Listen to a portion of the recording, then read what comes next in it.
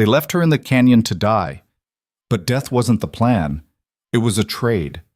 Alara Quinn thought barrenness was her greatest shame. She was wrong. On a scorching Arizona morning, her husband, a rancher who built empires on sons he'd never have, rode her into hostile territory and abandoned her to warriors who'd been promised something in exchange for peace. Not land, not cattle, her. In one brutal sunrise, she lost her name, her home, and every lie she'd believed about her worth. This is her story. Stay until the end, hit that like button, and comment what city you're watching from. I want to see how far this goes. The heat came first. It always did in the Arizona summer, crawling over the mesas like something alive, something patient. By the time the sun cracked the horizon, the air was already thick enough to choke on. Alara Quinn woke to it pressing against her chest, the weight of it familiar as her own heartbeat. She lay still in the pre-dawn gray, listening to Briggs breathe beside her, steady, unbothered, the rhythm of a man who slept like he owned the world. Because he did, at least this corner of it. The ranch sprawled across 18,000 acres of scrubland and canyon country, carved out by his father and expanded by Briggs with a kind of methodical ruthlessness that people in town called ambition. Alara had other words for it, but she kept them to herself. She'd learned early in their marriage that silence was currency, and she'd spent most of hers already. She slipped from the bed without waking him, her bare feet soundless on the wood floor. The house was still cool, holding on to the night's chill in its thick adobe walls. She dressed quickly, a plain cotton dress, her hair pinned back in a simple knot. No mirror. She didn't need one to know what she'd see. A woman of 28 who looked older, fine lines settling around her eyes like dust in the creases of old leather. Pretty once, maybe. Briggs had thought so, or at least he'd said so during their brief courtship 6 years ago. He didn't say much of anything to her anymore. The kitchen was her domain, the one place she could pretend at purpose. She built the fire in the stove with practiced efficiency, set coffee to boil, began measuring flour for biscuits. Through the window, she watched the sky lighten in strips of pink and orange, the kind of beautiful that didn't care if you noticed it or not. The chickens were starting to fuss in their coop. The horses would need feeding soon. Manuel would handle it. He'd been with the ranch longer than she had, a quiet man with silver threading through his black hair who never quite met her eyes anymore. Nobody did. She was pulling the first pan of biscuits from the oven when she heard the rider coming. Fast. Too fast for the hour, the hoofbeats urgent against the hardpack.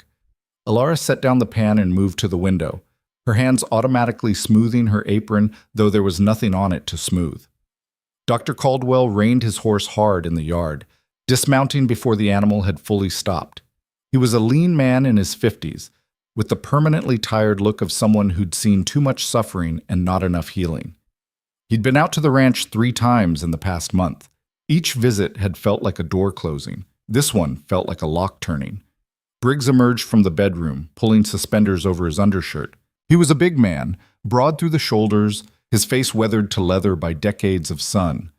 Handsome in a hard way, with pale eyes that looked through people rather than at them. "Caldwell," he said, opening the door before the doctor could knock. "Early." "Briggs." The doctor stepped inside, hat in hand. His gaze flicked to Alara, standing frozen by the stove. Something in his expression made her stomach drop. "I came as soon as I had the results." "Coffee's ready," Alara heard herself say. Her voice sounded thin, far away. "Thank you. No." Dr. Caldwell's throat worked. "I'd rather get straight to it." Briggs crossed his arms. "So, get to it." The doctor looked at Alara again. "Mrs. Quinn, you might want to sit down."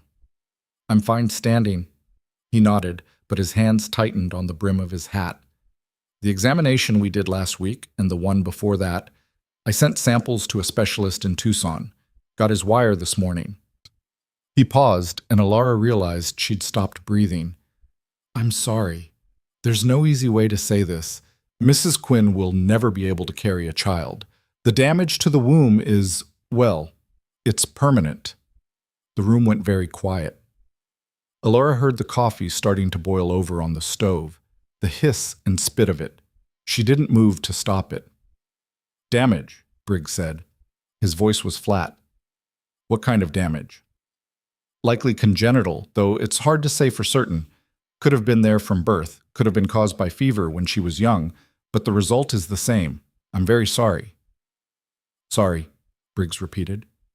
He was looking at Alara now, but she couldn't read his face, couldn't read anything past the roaring in her ears. There are options, Dr. Caldwell continued, speaking faster now, like he wanted to get it over with. Some couples consider, get out. The doctor blinked. Excuse me? I said, get out. Briggs moved to the door, opened it wide.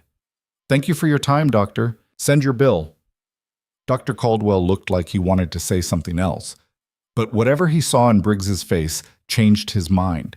He settled his hat on his head, nodded once to Alara, she couldn't even nod back, and left.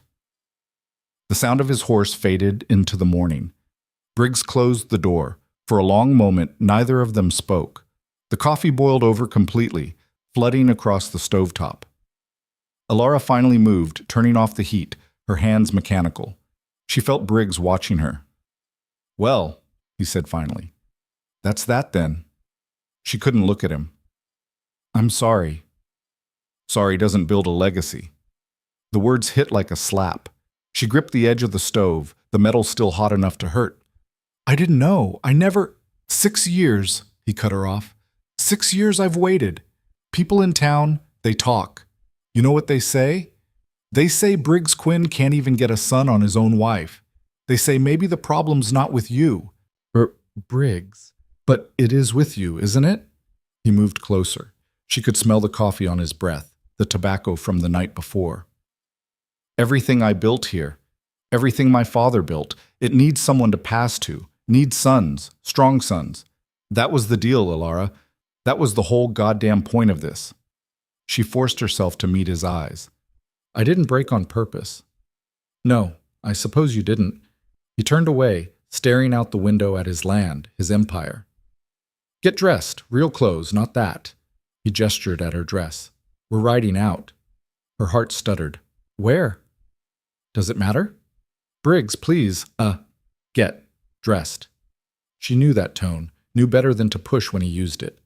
She went back to the bedroom on shaking legs, changed into riding clothes with numb fingers. The pants felt strange after months of skirts. She hadn't been on a horse since... when? Spring, maybe? Briggs didn't like her riding out far. Said it wasn't proper for a rancher's wife. When she came back, he was waiting by the door, rifle in hand. The rifle? Her voice cracked. Why do you need... Canyon country's dangerous, you know that. She did know that. The canyons east of the ranch were a maze of red rock and shadow, beautiful and treacherous.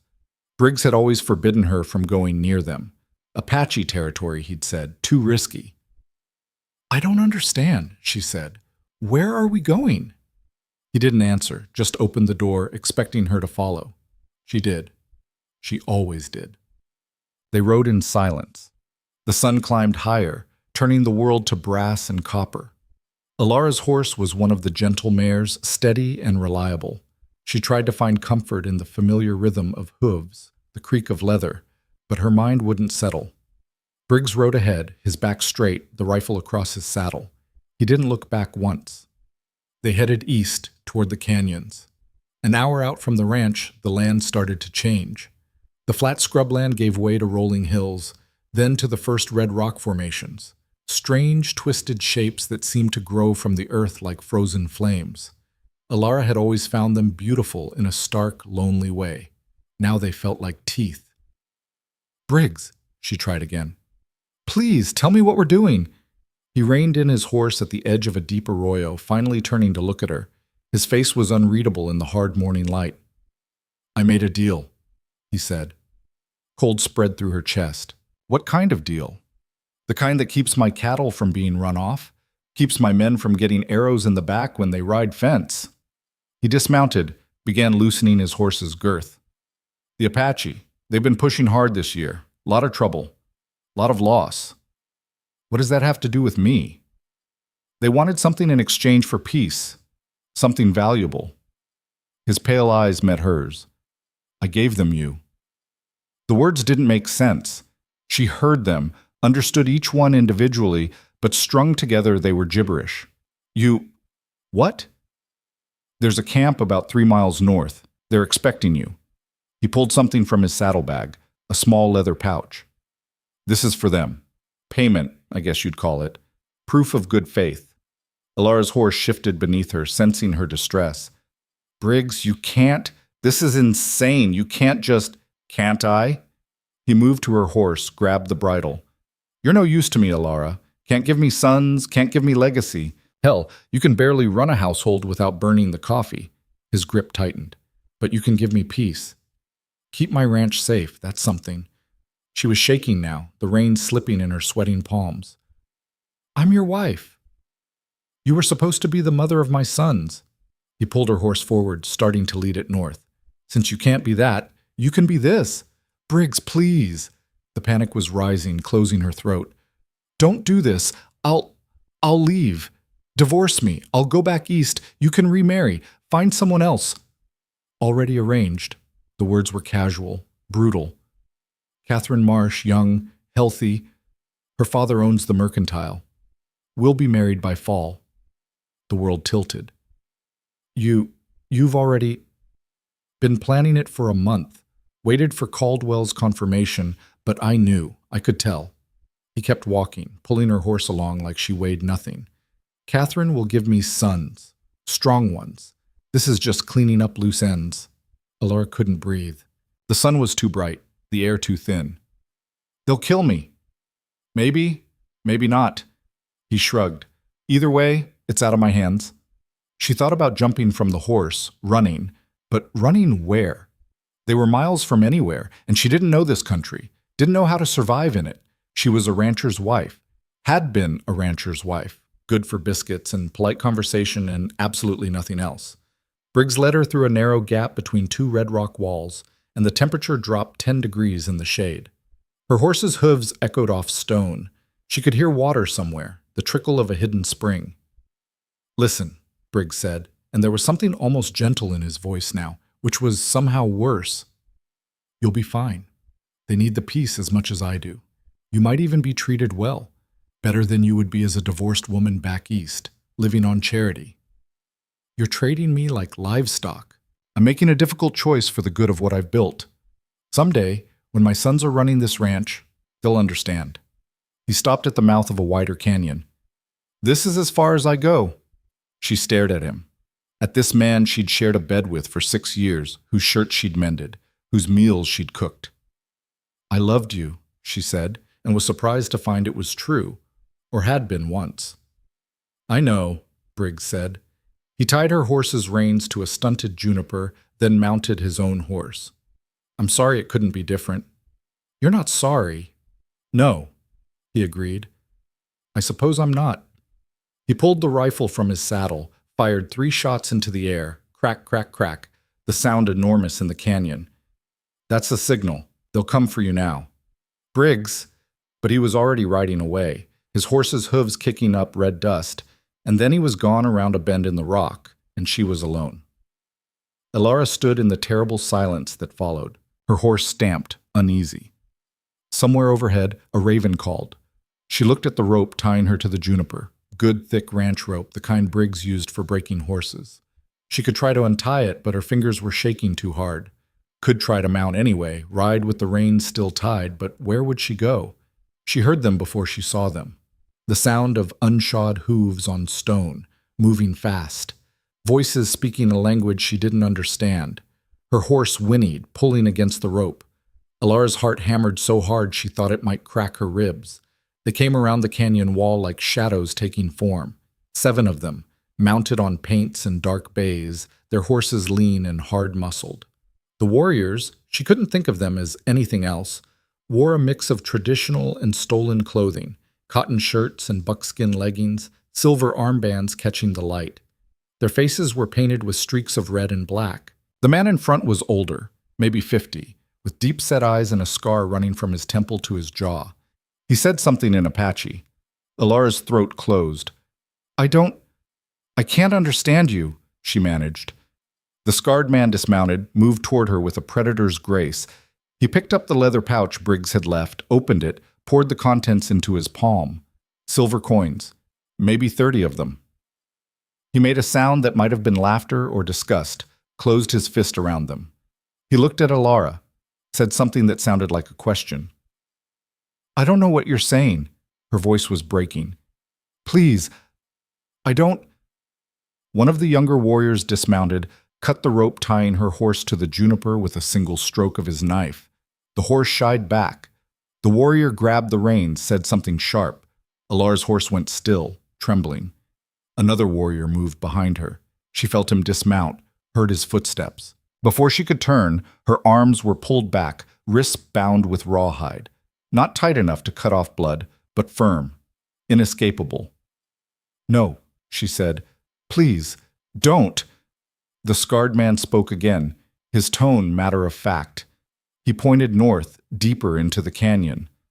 One of the others laughed, a young sound, almost boyish. The warrior holding her wrists guided her toward his horse. "Wait, my horse!" But they were leaving her mare behind, still tied to the juniper, taking only her. Of course, the horse was worth something. She wasn't. The warrior lifted her onto his horse like she weighed nothing, mounted behind her. His arm came around her waist, holding her in place. The leather of the saddle was different from what she was used to, simpler, closer to the horse's back. She could feel every movement of the animal beneath her, every shift of the man behind her. The scarred leader gave some kind of order. As one, they turned their horses north, and Alara Quinn, wife, failure, traded woman, was carried away into the labyrinth of red stone, toward a future she couldn't imagine and a life she didn't want. The last thing she saw was her mare, still tied to the juniper, watching her go with dark, uncomprehending eyes. They rode for hours. The canyon system was vast, a maze of narrow passages and sudden open spaces, walls of red and orange stone rising hundreds of feet on either side. The sun moved overhead but barely penetrated the depths. It was cooler here, almost cold in the shade. Alara's bound hands went numb. The warrior holding her didn't speak, didn't acknowledge her beyond the arm keeping her from falling. She tried to make sense of what was happening. Failed. Her mind kept circling back to Briggs' face when he'd said, "I gave them you," the casual way he'd destroyed her life. Had he planned this from the moment Dr. Caldwell confirmed what they'd both suspected? Before that even? How long had he been courting Catherine Marsh while Alara made his breakfast, washed his clothes, smiled at his guests? She wanted to hate him. The feeling was too big, too complicated. There was relief mixed in with the terror. Relief that she'd never have to pretend anymore, never have to wake up next to a man who looked at her like a failed investment. But relief didn't help her now. The canyon widened into a long valley, and Alara saw smoke rising in thin columns. The camp appeared almost organically from the landscape. Wickiups made of brush and hide, scattered among the rocks in a pattern that seemed random, but probably wasn't. She could see people moving between them, hear voices, smell cooking fires and horse dung, and something else, something wild she couldn't name. Everyone stopped what they were doing as the warriors rode in. The silence felt physical. Alara could feel the weight of their stares, women pausing in their work, children frozen mid-game, elders looking up from their seats in the shade. She wanted to disappear, wanted to sink into the horse beneath her and vanish. The scarred leader dismounted, began speaking to a tall woman with silver threading through her black braids. The woman's face was hard, carved from the same stone as the canyons. She looked at Alara once, briefly, then turned and walked away without expression. The warrior behind Alara dismounted, lifted her down. Her legs nearly gave out when her feet hit the ground. He steadied her, the first gentle thing anyone had done since Briggs fired those 3 shots. Then cut the rawhide binding her wrists. Blood rushed back into her hands. The pain made her gasp. The scarred man spoke to her directly now, his tone making it clear he expected her to understand even though she didn't. When she just stared at him, he made an impatient gesture and called out something. A young woman emerged from one of the wickiups, maybe 18, with quick dark eyes and a mouth set in a permanent scowl. The girl said something in Apache. The scarred man responded, pointing at Alara. The girl's scowl deepened. "Come," she said in English.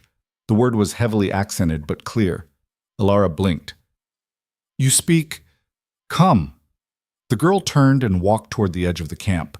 After a moment, Alara followed, her legs unsteady beneath her. The girl led her to a small spring trickling from the rocks into a shallow pool. She gestured at it, then at Alara. "Wash," she said. "You smell like whites." Alara looked down at herself. Her riding clothes were dark with sweat and dust, her hands filthy. I don't have anything else to wear." The girl made a sound of disgust, disappeared into a nearby wickiup, returned with a bundle of cloth. She threw it at Alara's feet. "Wash, change, then you work." "Work?" Alara's voice cracked. "I don't understand what's happening. Why am I here? What do they want from me?" The girl stared at her with something that might have been pity but looked more like contempt. "Your man traded you. Now you belong to Dakea." She pointed at the tall woman with the silver braids who was watching from a distance. "You work, you eat, you live. Is simple. I don't know how to. I've never. Then you learn." The girl turned to leave, paused. "My name is Kaya. You ask me nothing. You do what you're told. Maybe you survive." Her eyes flicked over Alara's soft hands, her pale skin. "Probably you don't." She left. Alara stood alone by the spring, holding the bundle of cloth, her whole body shaking. She wanted to cry, wanted to scream, wanted to wake up in her bed at the ranch and discover this was all a nightmare. But the spring was real, the clothes were real, the camp behind her, with its cooking fires and strange voices and watching eyes, all of it was real. Slowly, because she didn't know what else to do, Alara began to undress. The clothes Kaya had given her were simple: a loose cotton shirt, a long skirt of dark fabric, soft hide boots. They fit poorly, too big in some places and too tight in others. Alara washed in the cold spring water, scrubbing its skin that would never feel clean again. Her hands were already blistering from the ride, soft palms unused to the rough handling. When she was dressed, she stood there by the spring for a long time, not sure where to go or what to do. The sun was past its peak now, the shadows lengthening. Her stomach cramped with hunger. She hadn't eaten since the biscuits that morning, in a kitchen that felt like it belonged to someone else's life. "You." Alara turned. Dakea stood behind her, the tall woman with the silver braids. Up close, she was even more imposing, broad-shouldered, with hands that looked like they'd worked hard for 50 years or more. Her face was deeply lined, unreadable. She spoke in Apache, the words flowing like water over stone. When Alara didn't respond, Dakea's mouth tightened. She grabbed Alara's hand, turned it palm up, studying the blisters forming there. Made a sound that might have been amusement or resignation. She pulled Alara toward one of the larger wickiups, pointed at a grinding stone set up in the shade. Corn was piled beside it. The message was clear. Alara had seen women grinding corn before. Manuel's wife did it sometimes, back at the ranch. It had always looked meditative, peaceful. She knelt beside the stone, picked up the mano, tried to remember how it worked. The corn didn't cooperate. It scattered and jumped, refusing to grind properly. Her technique was wrong, her rhythm off. After 10 minutes, she'd barely made a dent in the pile, and her hands were screaming. Dakea returned, looked at her pathetic progress, said something that was definitely not a compliment. She knelt beside Alara, took the mano, demonstrated with sharp, efficient movements, put it back in Alara's hands, made her try again. Better. Still terrible, but better. The afternoon wore on. Alara ground corn until her shoulders burned and her back cramped, and she wanted to cry from the monotony of it, the pain of it. Other women moved around the camp, doing their own work, occasionally glancing at her with expressions ranging from curiosity to hostility. Children darted between the wickiups, their laughter bright and jarring against Alara's misery. When the corn was finally done, mediocre at best but done, Dakea pulled her to another task. And then another. Hauling water from the spring in clay pots that were heavier than they looked, gathering dried mesquite beans into baskets, attempting to help prepare food for the evening meal, and failing spectacularly when she couldn't figure out how to properly clean a rabbit.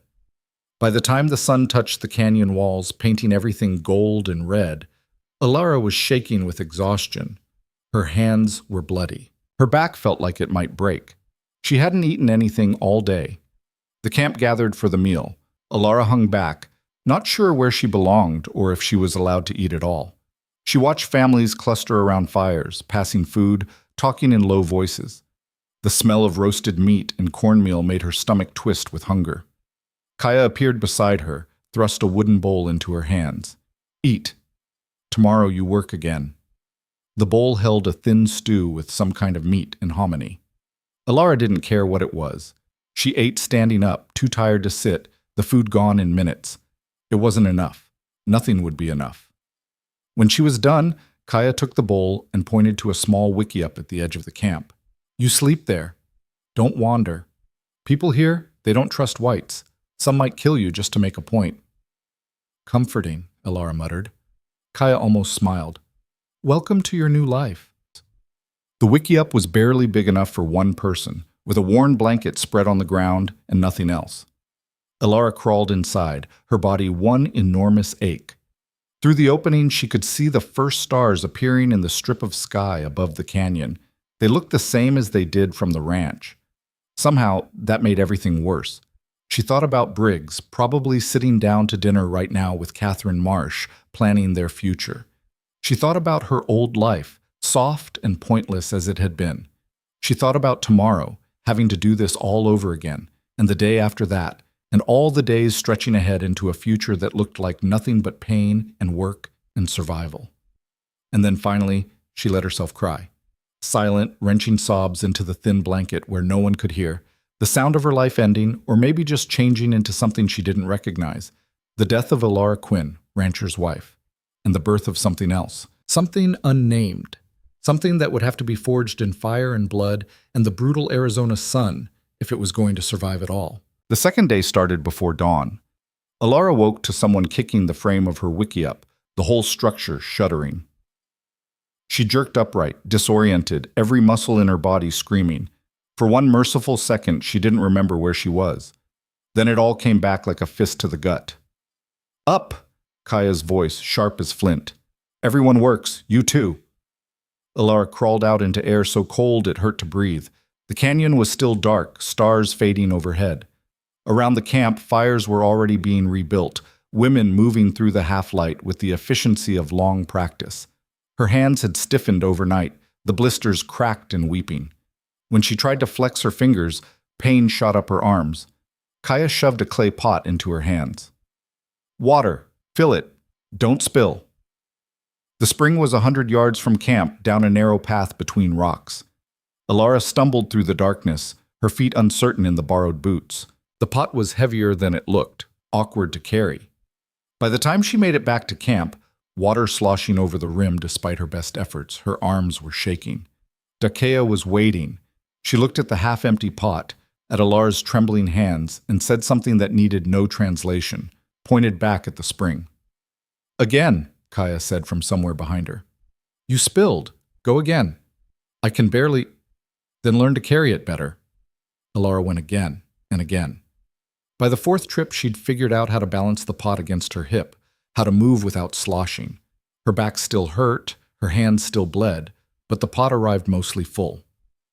Dakea grunted, close enough to approval.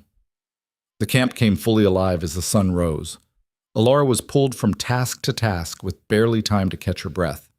Grinding more corn, her technique slightly less terrible than yesterday. Scraping hide stretched on frames, the smell of it making her gag until she learned to breathe through her mouth. Gathering wood from the scattered junipers, her arms full of branches that left scratches across her forearms. No one spoke to her except to give orders. The children watched her with open curiosity, but scattered whenever she looked their way. The women treated her like a poorly trained dog, useful perhaps, but not to be trusted. Around midday, Dakea handed her a basket and gestured toward the canyon mouth, said something in Apache that sounded like instructions. Alara stared at her blankly. Dakea repeated herself, slower, louder, as if volume would somehow bridge the language gap. When Alara still didn't move, the older woman made a sound of pure frustration and called out. A moment later, a young boy appeared, maybe 10 years old, skinny and quick-eyed. Dakea spoke to him. He looked at Alara, looked back at Dakea, argued briefly in rapid Apache. Dakea cut him off with a sharp word. The boy's shoulders slumped. You come, he said to Alara in English. His accent was thick but understandable. We find plants, For eating. I don't know what plants. I show you. He was already walking away. You follow, you learn, is simple.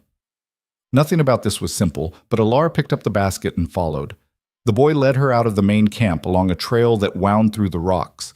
He moved fast, sure-footed, not looking back to see if she kept up.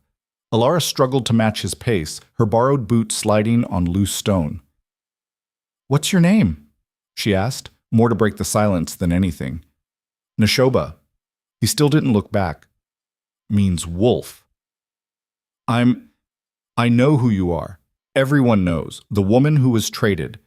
He said it matter-of-factly, without judgment. "Your man, he did not want you?" The words stung more than they should have. "No, he didn't want me." "Then he is stupid." Neshoba stopped beside a cluster of low plants with silvery leaves. "This is good. You pick the leaves, put in basket." Alara knelt beside him, started picking. The leaves were fuzzy, smelled sharp and clean. "What is it?" "For tea, for when stomach hurts." He moved to another plant, this one with tiny purple flowers. "This one too, but only the flowers. The rest is poison." "How do you know which, My grandmother taught me, before she died." He said it simply, the way children talk about death, without the weight adults give it. She knew every plant in these canyons, could heal anything. They worked in silence for a while, moving from plant to plant. Neshoba showed her which ones to take, which to leave alone, how to harvest without killing the whole plant. Alara tried to remember it all, knowing she'd forget half of it by tomorrow. "Why are you helping me?" she asked finally. Neshoba shrugged. "Dakea told me to. Also, you are very bad at everything. Someone must help or you will die." Despite everything, Alara almost laughed. "That's probably true. You are white," he continued, pulling up some kind of root. "But you did not choose to come here, so maybe you are not as bad as other whites." He paused. "Most whites. They take things. They break things. They kill and leave." "I know." "Do you?" His dark eyes were suddenly fierce. "Do you know what they did to my grandmother? She went to the white town to trade. They beat her because she would not leave the sidewalk. She died 3 days later." He went back to digging, his small hands angry in the dirt. "So I do not like whites. But Dakea says you stay, so you stay. And if you stay, you must learn." Alara didn't know what to say to that.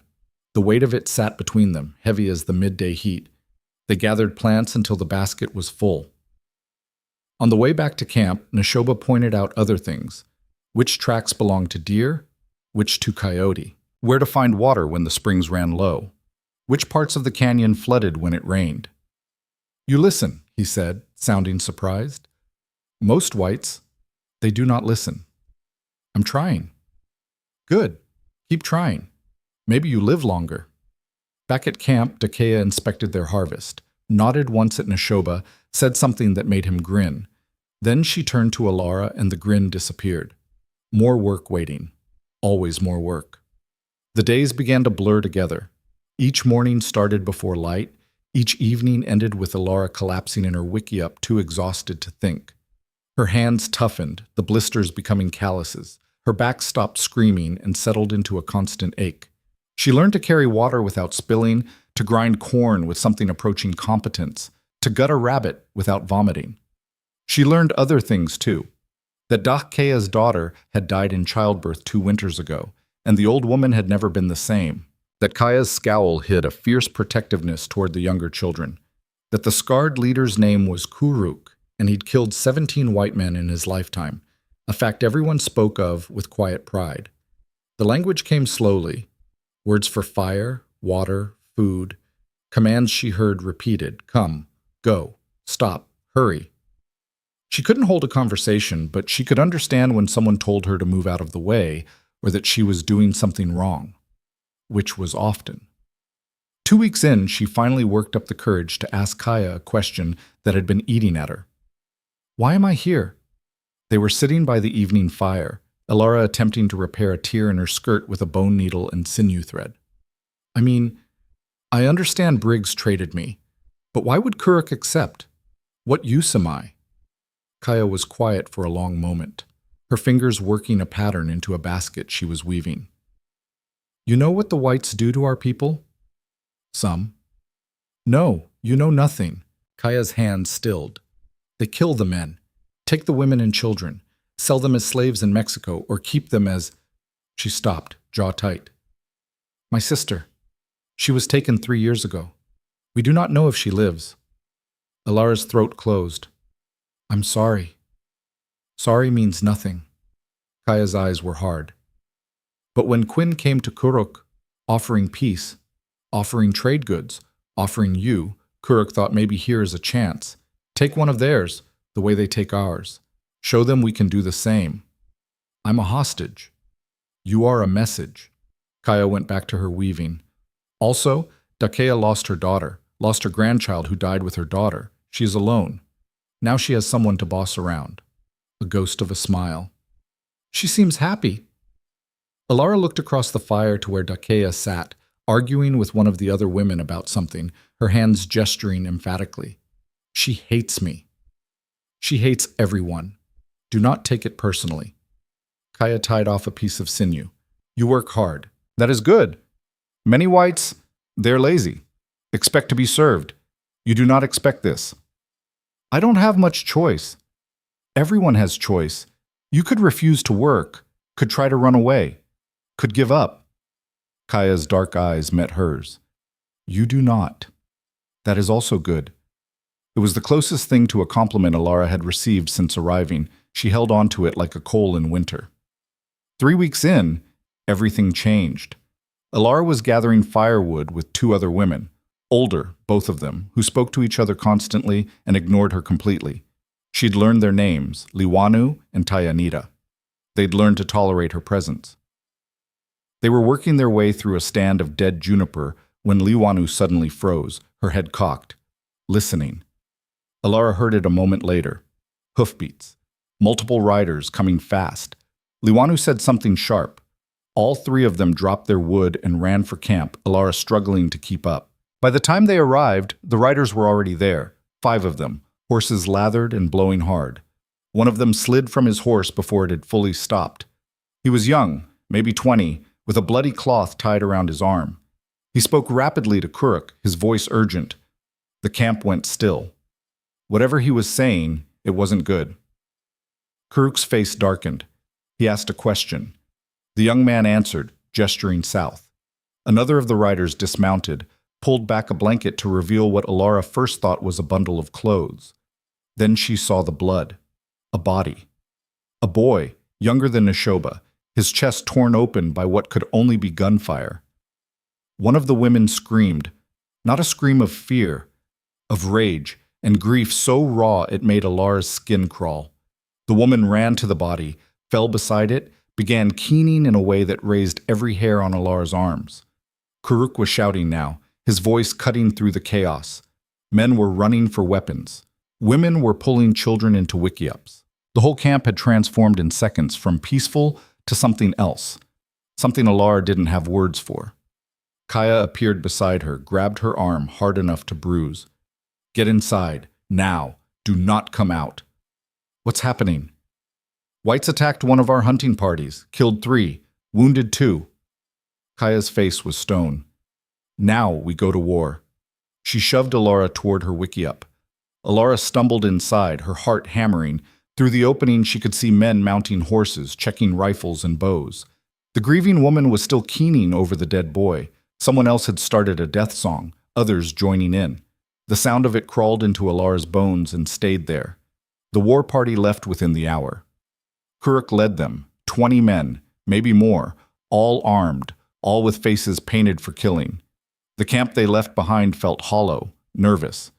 The women went through the motions of their work, but everyone was listening, waiting. Alara tried to help Dakea with the evening meal, but her hands were shaking too badly to be useful. The old woman finally pushed her away with something that might have been gentleness. Night fell. No one slept. They returned near dawn, moving quietly despite their numbers. Alara heard the horses and came out of her wickiup to see them riding in, dark shapes in the pre-dawn gray. No one was singing. That seemed like a bad sign. But no one was draped over their saddle either. That seemed like a good one. The men dismounted in silence, their faces exhausted. Karuk spoke briefly to the women who'd gathered, his voice low. Whatever he said made them relax slightly. Kaya found Alara standing alone by her wickiup. They burned a ranch, Quinn's ranch. Alara's breath stopped. What? Not the house, the barns, the cattle pens, shot some cattle. Kaya's expression was unreadable. Kuruk says it is a message. Like you are a message. Did they kill? One man tried to stop them. He will not try again. Kaya turned to go, paused. Your husband, he was not there. Away somewhere. So he lives. For now. She walked away, leaving Alara standing in the cold dawn, trying to process what she'd just heard. They'd attacked Briggs's ranch because of the hunting party, because of a dead boy whose name she didn't even know. This was what war looked like. Not some distant concept, but this. Blood for blood, burning for burning, an endless cycle that would grind everyone down to nothing. And she was part of it now, whether she wanted to be or not. The days after the raid were tense. Everyone expected retaliation, soldiers, a militia, something. Scouts were sent out constantly, coming back with reports Alara couldn't understand. Weapons were checked and rechecked. The children's games became quieter, less exuberant. Alara kept her head down and worked. What else could she do? A month into her captivity, if that's what this was, she noticed someone watching her. Not the hostile stares she'd gotten used to, or the children's curiosity, or Dakea's critical eye measuring her incompetence. This was different, quiet, assessing. He was one of the scouts, she'd gathered that much, lean and long-limbed, maybe 30, with a face that gave nothing away. He wore his hair shorter than most of the other men, and he moved through camp like water, like he was barely there at all. She'd see him sometimes in the early morning, coming back from wherever scouts went. Or in the evening, sitting apart from the others, working on his weapons with methodical care. He never spoke to her, barely seemed to look at her, but she felt him watching anyway. That is Ronan, Neshoba told her one day, following her gaze. They were gathering plants again, the basket half full. He does not talk much, even to us. Why? Neshoba shrugged. He was raised by whites, taken when he was small. They tried to make him white too, at one of their schools. It did not work. He came back when he was 16. But he is not the same as us. Not the same as them, either. What is he, then? Alone, I think. The boy pulled up a root, shook the dirt from it. He is a good scout, though, the best. He can track anything, can move through the canyons without making a sound. Kuruk trusts him. Alara looked back towards a camp, but Ronan had already disappeared, like he'd never been there at all. That night, she was hauling water, her evening task now, one she'd actually gotten competent at, when she nearly walked into him. He was standing in the path from the spring, just standing there in the gathering dark. Alara jerked back, water sloshing from her pot. They stared at each other. His eyes were dark, unreadable in the shadows. Sorry, she said automatically. I didn't see you. He didn't respond. Didn't move. For a long moment, Alara thought he might just walk away without acknowledging her at all. Then he reached out and took the water pot from her hands. You're carrying it wrong, he said. His English was perfect, barely accented. Too much weight on one side. That's why your back hurts. How do you... He shifted the pot, positioned it differently against her hip. Center the weight. Use your core, not your arms. He handed it back. The difference was immediate. Still heavy, but balanced. Manageable. Better, he said. Not a question. Yes. Thank you. He nodded once and walked past her, headed for camp. Alara stood there holding the pot, watching him go. That was it. Their first real conversation. Maybe 15 words total, but something had shifted. He started appearing more often after that. Not obviously, not intrusively, just there, at odd moments, making small corrections to her work, showing her how to hold a knife so it wouldn't slip when she was skinning rabbits, demonstrating the right angle for chopping wood so she'd waste less energy, teaching her hand signals the hunters used. Be quiet, danger, come here, stay. He never explained why he was helping, never made conversation beyond the immediate practical need. Alara didn't ask. She was too grateful for the help to question it. 6 weeks in, she could almost call herself useful. Her hands were tough as leather now, her arms corded with new muscle. She could grind corn without thinking about it, could carry water without stopping to rest, could skin a rabbit in under 5 minutes. Takea had stopped watching her with quite so much suspicion. Kaya had actually smiled at her twice. The language was coming faster now too. She could follow simple conversations, could make herself understood in basic situations. The children had stopped running from her, and Neshoba had appointed himself her unofficial guide to canyon life. She was starting to understand the rhythms of this place. The way everyone moved together without discussion, generations of practice making cooperation instinctive. The way resources were shared without fanfare, no one going hungry while others had plenty. The way they read the land like she'd once read recipe cards, fluently without conscious thought. It wasn't home, would never be home.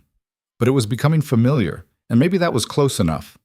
Then, 2 months to the day after Briggs had traded her away, the traders came. They arrived midday, 3 men on horseback with pack mules trailing behind. They were Mexican, spoke a mixture of Spanish and Apache that Alara couldn't follow. Karuk met them at the edge of camp, negotiations conducted in low voices while everyone else pretended not to listen. Alara was grinding corn, always grinding corn, when she heard the news. Not the words themselves, but the reaction to them.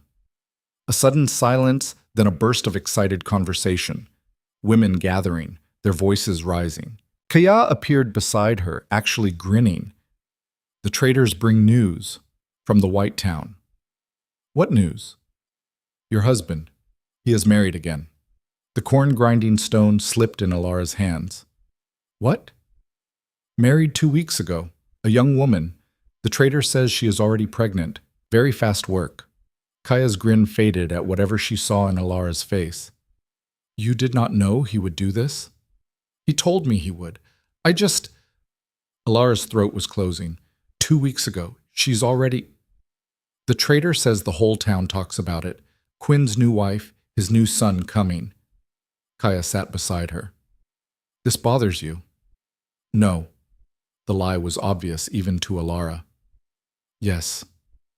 I don't know. She'd known Briggs would remarry. He'd told her as much the morning he'd abandoned her. But hearing it was different.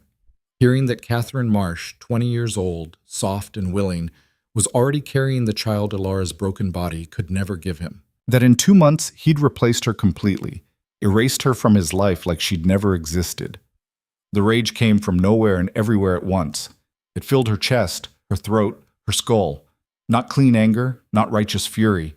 Something uglier, something that tasted like bile and felt like broken glass. I need to... She stood abruptly, abandoning the corn. I need to walk. She made it to the edge of camp before the shaking started, pressed her back against the canyon wall, her hands clenched so tight her nails drew blood from her palms. Catherine Marsh was pregnant. Already. Probably didn't even know yet how her whole life would revolve around that child, how Briggs would watch her with satisfaction instead of disappointment, how the town would congratulate him on his fertility while eyeing her swelling belly like proof of her value. Everything Alara had failed to be, Catherine would be effortlessly. She didn't hear Ronan approach, just became aware of him standing a few feet away, not looking at her, giving her space. I'm fine, she said through gritted teeth. No, you're not. The simple honesty of it broke something open. She laughed, sharp and bitter. No, I'm not. He was quiet for a moment, then, the man who traded you, he's married again. Apparently. And this hurts you. Shouldn't it? She looked at him finally, this quiet man who barely spoke. He threw me away like garbage, and 2 months later he's building the life he always wanted, with someone else, someone better. Not better, younger. Ronan picked up a stone, turned it over in his hands. My mother was traded too, to the Whites, when she was 12, for 3 horses and some ammunition. She spent 4 years as a slave before she escaped. He threw the stone, watched it arc into the canyon. The man who bought her, he probably forgot her name within a month. Probably went on with his life like she'd never existed. Does that make what happened to her less real? Alara didn't answer. You're angry, Ronan continued. Good. Be angry. Anger is better than grief. Anger keeps you moving. He finally looked at her, his dark eyes steady. But don't let it make you stupid. Don't let it eat you from inside until there's nothing left. What else is there? Survival, strength, becoming something he never thought you could be. He gestured toward the camp. You were weak when you came here, soft, useless. You're not anymore. I'm still useless. You can carry water without stopping, can work all day without complaining, can speak enough Apache to get by. The corner of his mouth twitched, not quite a smile, but close. That's not useless. That's adaptation. That's strength. He walked away before she could respond, disappearing into the maze of rocks and wiki-ups. Elara stood there alone, the rage still burning but banked now, controlled. He was right. She'd changed. Her body had hardened, her hands had toughened, her mind had sharpened. She'd survived things she never thought she could survive. But was survival enough? The question stayed with her through the evening, through another meal of stew and cornbread, through the settling of the camp into night. She lay in her wiki-up, listening to the sounds outside. Voices, footsteps, the crackle of dying fires. Briggs was building a new life. A better life, probably, without the burden of a barren wife dragging him down. And Elara was here, in a canyon, in a world that had broken her open and forced her to become something new. She didn't know which of them had gotten the better deal, but she knew, with sudden fierce certainty, that she wasn't done changing yet, not even close. The woman who'd ground corn with bleeding hands 2 months ago was already gone, replaced by someone harder, someone who might, eventually, become strong enough to decide her own fate. Outside, a coyote called to the rising moon. Another answered from deeper in the canyons. The sound was lonely and wild and strangely comforting. Elara closed her eyes and let it carry her towards sleep. The traders left at first light, their mules loaded with furs and dried meat, their saddlebags heavy with whatever deals they'd struck. Elara watched them disappear into the canyon mouth, taking with them the news of Briggs' new life, his perfect wife, his coming heir. The anger sat in her chest like a stone, cold now, patient. She went through her morning tasks on autopilot, water from the spring, corn to grind, wood to gather. Dakea watched her with narrowed eyes but said nothing. Even the old woman could probably sense the shift, the way Elara's movements had gone tight and controlled, like she was holding something back. 3 days after the trader's visit, Kuruk called a council. The entire camp gathered in the center, forming a loose circle around the fire. Elara hung back, uncertain whether she was supposed to be there at all, but Kaya grabbed her arm and pulled her forward. "You need to hear this," she said quietly. Kuruk stood with his arms crossed, his scarred face grim. He spoke in Apache, his voice carrying across the assembled group. Elara caught maybe 1 word in 5, something about whites, about weapons, about broken promises. The crowd's reaction told her more than the words themselves. Anger, fear, a restless energy that made her skin prickle. When Kuruk finished, another man stood, older, with white hair and a face like cracked earth. He spoke for a long time, his gestures emphatic. Several people nodded. A few argued back. "What are they saying?" Elara whispered to Kaya. "Quinn has betrayed the agreement. Again." Kaya's jaw was tight. 3 of our men went to the boundary line to trade. They carried a white flag. Quinn's men shot them anyway, killed 2. The 3rd barely escaped.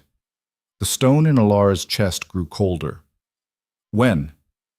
2 days ago. Kaya's eyes flicked to her. "Kuruk says the peace is broken. Says we must respond." More voices rose, arguing in rapid Apache. A young warrior stood, his face painted with anger, and said something that made several people shout in agreement. An older woman countered him, her voice sharp. The argument went back and forth, getting louder. Finally, Kuruk raised his hand. Silence fell. He spoke again, slower this time, his tone making it clear this was a decision, not a discussion. When he finished, Ronan was suddenly beside Elara. She hadn't seen him approach. "They're planning a raid," he said, his voice low enough that only she could hear. "Bigger than before. They want to hit Quinn where it hurts. The ranch. Everything, cattle, barns, supplies, everything he's built." Ronan's expression was unreadable. Karuk asked me to scout it, find the weak points. Alara's heart was pounding. When? Soon, maybe a week. He paused. They want you to guide them. The world tilted. What? You lived there 6 years. You know the layout, the routines, where the men sleep, where the weapons are kept. His dark eyes met hers. They want you to help destroy it. She opened her mouth, closed it. Couldn't find words. Kaya was watching her from across the fire, her expression expectant. Kuruk, too. Half the camp was looking at her now, waiting for something. I need to... Alara's throat was dry. I need air. She pushed through the crowd, ignoring the voices calling after her. Made it to the edge of camp before her legs gave out. She sat hard on a boulder, her head spinning.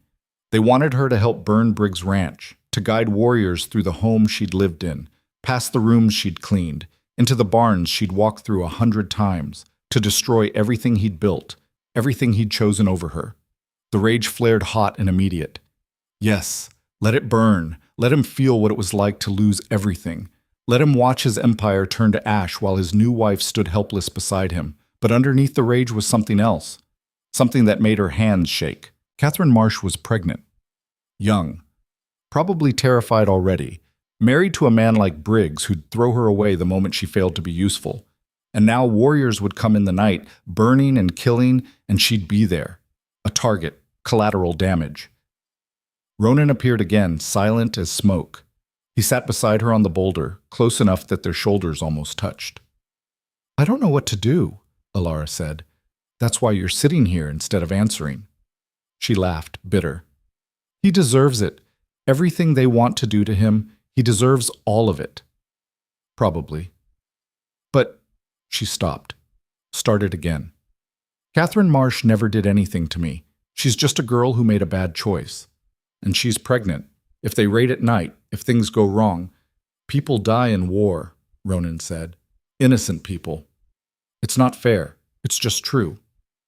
I know that. Do you? He picked up a stick, began stripping the bark methodically. Because you're thinking like a white woman right now, thinking that there's some way to make this clean, to hurt the guilty without touching the innocent. But war doesn't work like that. The boy they brought back dead 3 months ago, he was 12. He'd never held a weapon, never hurt anyone. The whites shot him because he was there. Alara's stomach twisted. So I should just accept that Catherine might die? That's the price? I'm saying you should understand what you're part of. He tossed the stripped stick away. Karuk won't force you to guide them. But if you refuse, they'll go anyway. They'll just have less information, more chance of mistakes, more chance of everyone dying, theirs and Quinn's. That's not a choice. No, Ronan agreed. It's not. They sat in silence. The sun was climbing higher, painting the canyon walls in shades of orange and red, beautiful and indifferent. What would you do? Alara asked finally. Ronan was quiet for a long moment. I try to find a third option, but I'm good at thinking sideways. You might not be. Helpful. I'm not here to make decisions for you. He stood, brushed the dust from his pants.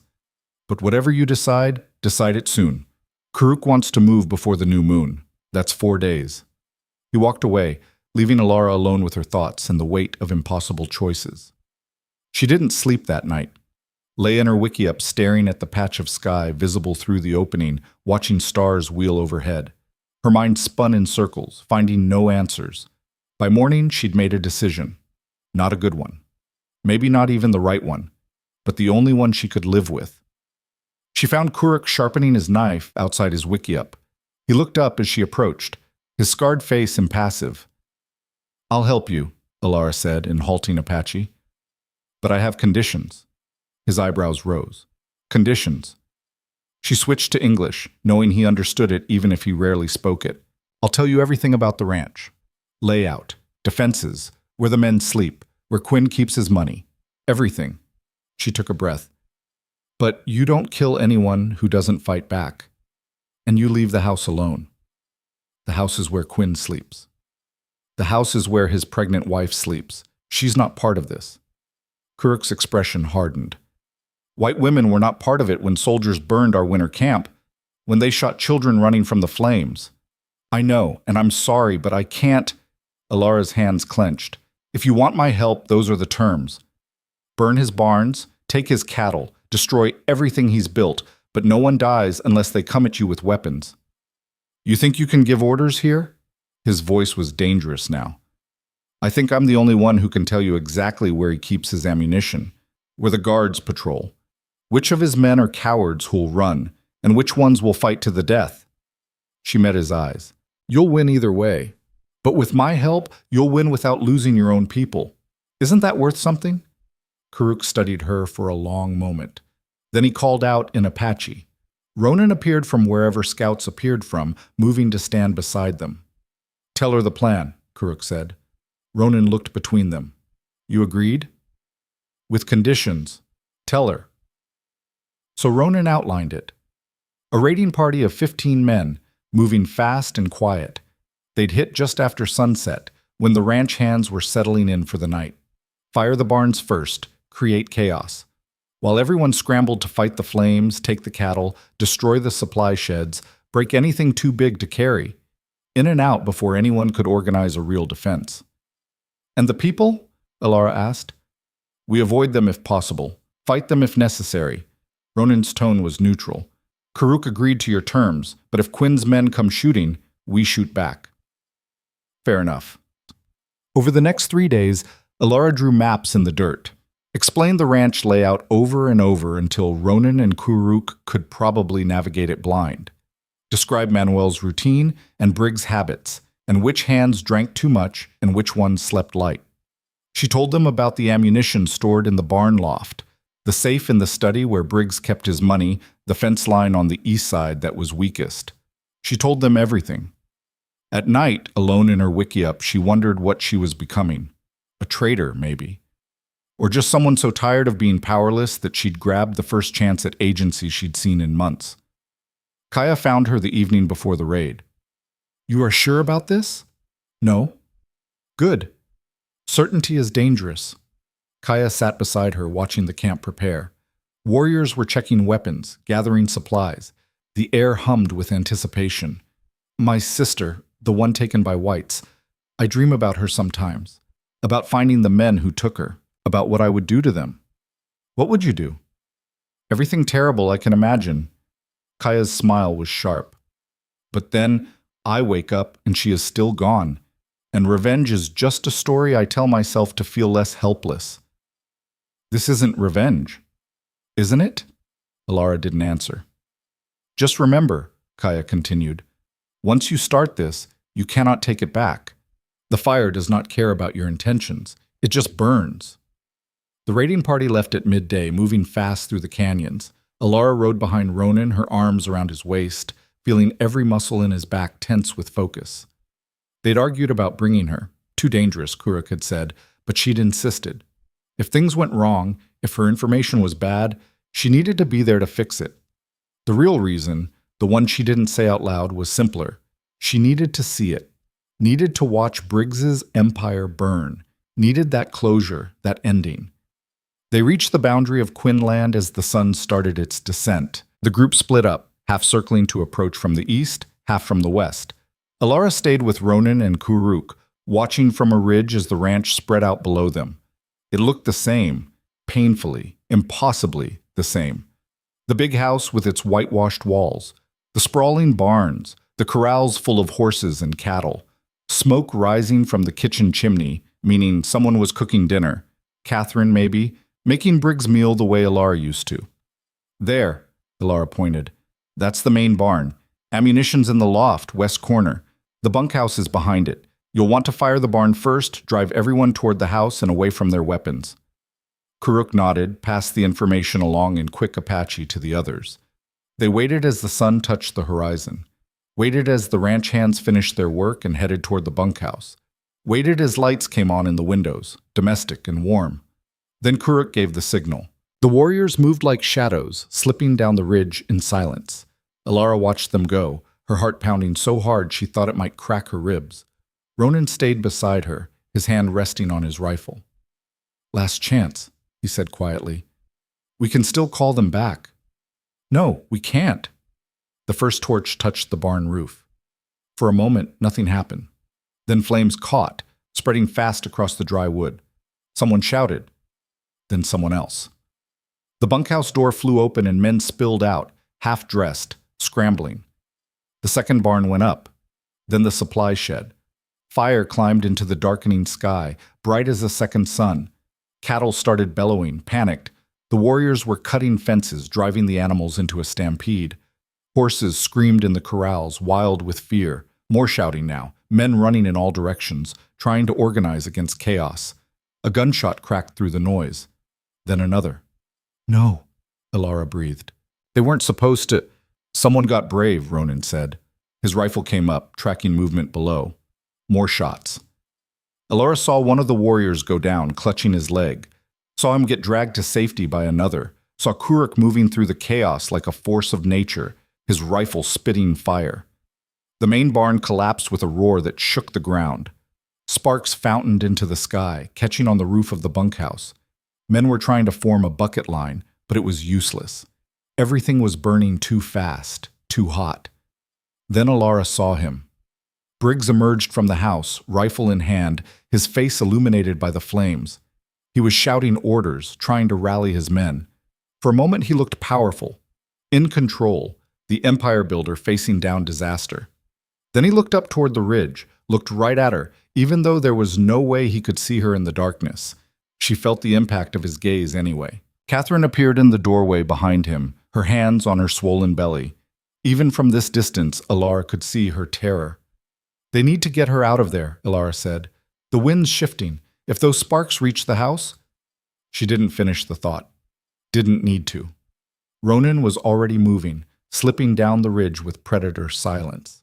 Alara followed, her heart in her throat. Below, the chaos was overwhelming. Heat and smoke and screaming animals and men fighting fires and each other. Alara lost track of Ronan in the confusion, lost track of everything except the need to get to that house, to make sure Catherine got out. She was halfway across the yard when a hand grabbed her arm, spinning her around. Manuel. His eyes went wide with recognition. Señora? Dios mío, they said you were a... I'm sorry, Alara said. I'm so sorry. She pulled free and ran. The house door was open. She could hear Catherine inside, crying, calling for Briggs. Alara ran up the steps, into the entry hall that she'd swept 1,000 times. The smoke was thicker here, seeping through the walls. Catherine was in the parlor, frozen, her hands pressed to her mouth. She couldn't have been more than 20, pretty in a soft way, her belly round under her dress. You need to leave, Alara said. Now, the wind's changing. Catherine's eyes went huge. Who are you? That doesn't matter. You need to get out before... The window exploded inward, not from fire, from a warrior climbing through, his face painted for war, a knife in his hand. One of the young ones, barely older than Neshoba, his eyes wild with bloodlust. He saw Catherine, saw her pregnant belly, started forward. No! Alara threw herself between them. Stop! Kuruk said... The warrior shoved her aside hard enough to send her stumbling. He was saying something in Apache, angry, vengeful. His hand closed on Catherine's arm. Catherine screamed. Alara grabbed a fire poker from the hearth, swung it at the warrior's head. He ducked, came at her instead, his knife flashing. She felt it catch her shoulder, the burn of it, the wet heat of blood. Then Ronan was there. He moved faster than Alara had ever seen anyone move, grabbed the young warrior's wrist, twisted, sent the knife clattering across the floor, slammed the boy against the wall hard enough to knock the wind from him. Spoke in rapid, furious Apache that needed no translation. The young warrior argued back. Ronan hit him, not hard, but enough. Said something else, quieter now, but more dangerous. The warrior's shoulders slumped. He nodded once, ashamed, and scrambled back out the broken window. Ronan turned to Alara. You're bleeding. I'm fine. She wasn't. Her shoulder was on fire, her vision swimming. Catherine! But Catherine had collapsed against the wall, her hands cradling her belly, her face sheet white. Please, she whispered. Please don't hurt my baby. No one's going to hurt you. Alara moved toward her, hands raised. But you need to get out, now. Can you walk? Catherine nodded, mute with terror. Alara helped her to her feet, guided her toward the door. Outside the yard was still chaos, but the fires were starting to die down. Everything already burnt, nothing left to consume. Warriors were pulling back, melting into the darkness as fast as they'd come. Briggs was suddenly there, his rifle raised, his face twisted with rage. "Get away from her!" "She's fine," Alara said. "I'm making sure she's—" He saw her face clearly for the first time. Froze. "Alara?" She almost laughed at his shock. "Surprised? You're with them. You did this." He looked past her at the burning ruins of his ranch, understanding dawning. "You betrayed me. I learned from the best." His rifle swung toward her. For a moment she thought he'd actually shoot. Then Catherine grabbed his arm. "No, she saved me. There was a man he was going to— She saved me." Briggs lowered the rifle slowly, his pale eyes never leaving Alara's face. "What have you become?" "Something that didn't need you to give it value." Her shoulder was bleeding badly now, making her dizzy. "Congratulations on the baby, by the way." She turned and walked away, into the smoke and darkness. Heard Briggs calling after her, his voice hoarse. Didn't look back. Ronan caught up to her at the edge of the yard. "Can you ride?" "Have to." He lifted her onto his horse, mounted behind her. His arm came around her waist, holding her steady. They rode into the night, leaving behind the burning ranch and Briggs' shattered empire and everything Alara had once been. Behind them, she heard Briggs screaming orders to his men, heard the chaos of people trying to salvage what little remained, heard Catherine sobbing, high and frightened, and underneath it all, the crackle of flames consuming 6 years of her life. The raiding party regrouped 3 miles out. One man was wounded badly, another limping, but everyone was alive. Karuk rode to where Ronan had stopped, looked down at Alara slumped against Ronan's chest. "You interfered," he said. "That young warrior was following his instinct. You stopped him." "Your instinct was to avoid unnecessary killing," Alara said through gritted teeth. "I was helping." Karuk stared at her for a long moment. Then something that might have been approval flickered across his scarred face. "You are bleeding on my scout." "Sorry." "We go. Fast. They will come after us." They rode hard through the night, Alara fading in and out of consciousness. At some point she realized Ronan was talking to her, keeping her awake with quiet conversation. She couldn't track the words, just held on to the sound of his voice like a rope in darkness. They reached camp as dawn broke. Dakea took one look at Alara and started shouting orders. Within minutes, Alara was in a wickiup, stripped to the waist, while the old woman cleaned the knife wound with something that burned worse than the original cut. "Stupid," Dakea muttered in Apache. "So stupid. Going into fire, getting stabbed. White women, always stupid." "I saved her," Alara managed. "Saved Catherine." "Yes, very noble. Also very stupid." But Dakea's hands were gentle as she bound the wound. Kaya appeared in the doorway. "The men are saying you threw yourself between the white woman and death, saying you could have let her die and no one would have blamed you." "She's pregnant. I couldn't—" "I know." Kaya crouched beside her. "Some people here, they're angry you stopped the killing, say you showed weakness, but others, they see something different. They see someone who chose to be strong in a different way." She paused. "I am not sure which side I am on yet." Alara closed her eyes. "Neither am I." She slept for 16 hours straight. When she finally woke, her shoulder was stiff and throbbing, but the bleeding had stopped. Outside, she could hear the normal sounds of camp life, children playing, women talking, someone singing. Like nothing had changed. But everything had changed. She'd helped burn Briggs' ranch, had watched his empire collapse into ash, had felt the savage satisfaction of seeing him lose everything, the way he'd made her lose everything. And then she'd run into fire to save his new wife. Alara didn't know what that made her, didn't know if it was strength or weakness, revenge or mercy. All she knew was that when she'd seen Catherine's terrified face, seen that young warrior moving toward her with his knife, she'd made a choice. Not the easy choice, not the satisfying one, but the one she could live with. Ronan found her sitting outside her wickiup that evening, watching the sun paint the canyon walls. He sat beside her without asking, the silence between them comfortable. Your shoulder? He asked finally. Hurts like hell. Good. Pain means it's healing. He was quiet for a moment. Karuk is calling another council tomorrow to discuss what comes next. What does come next? Soldiers, probably. Quinn won't let this go. He'll bring every armed man he can find. Ronan's jaw tightened. We knew that, but it was worth it. Was it? He looked at her directly. You tell me.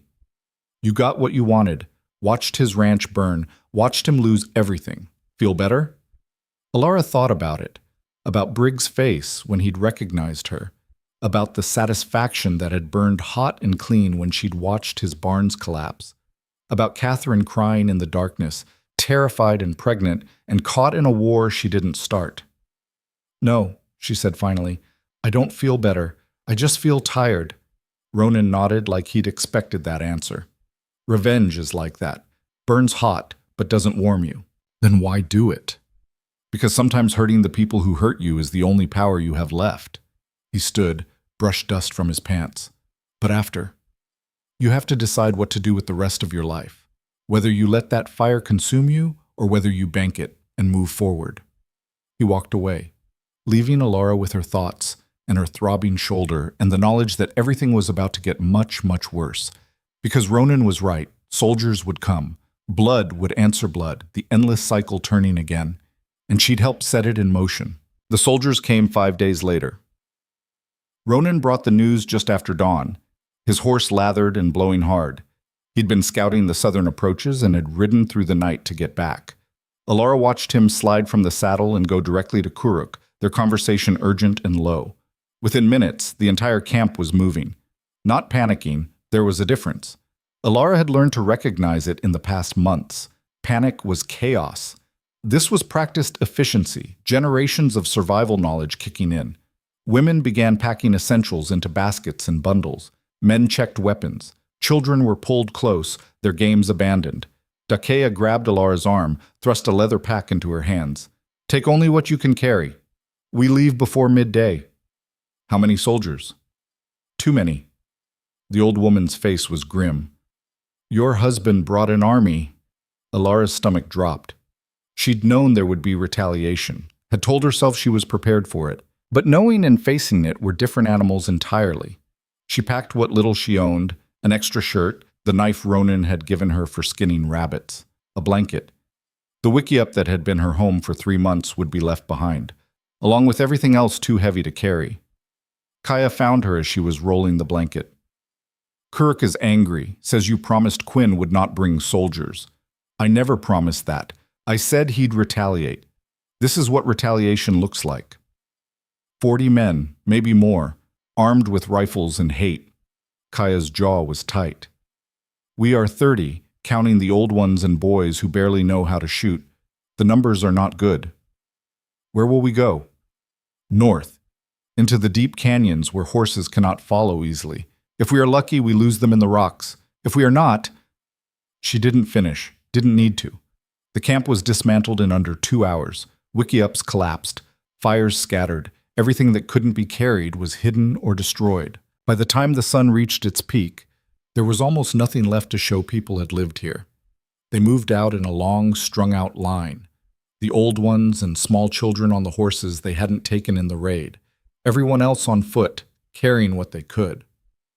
Alara walked with Dakea, the old woman's pace surprisingly brisk despite her age. Neshoba appeared beside her, his young face serious. Ronan says the soldiers are maybe 6 hours behind, maybe less. You should be with your mother. My mother is dead. I told you this.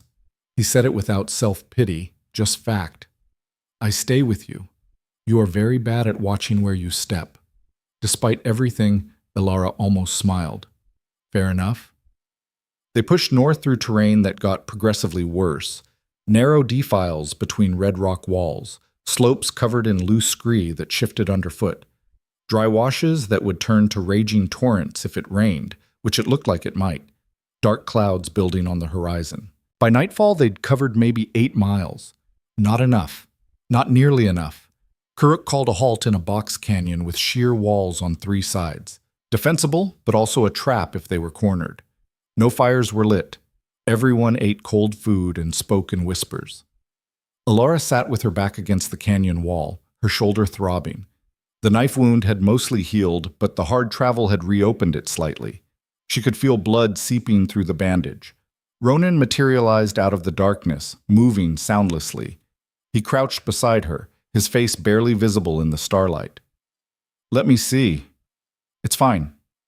It's bleeding through your shirt. Let me see."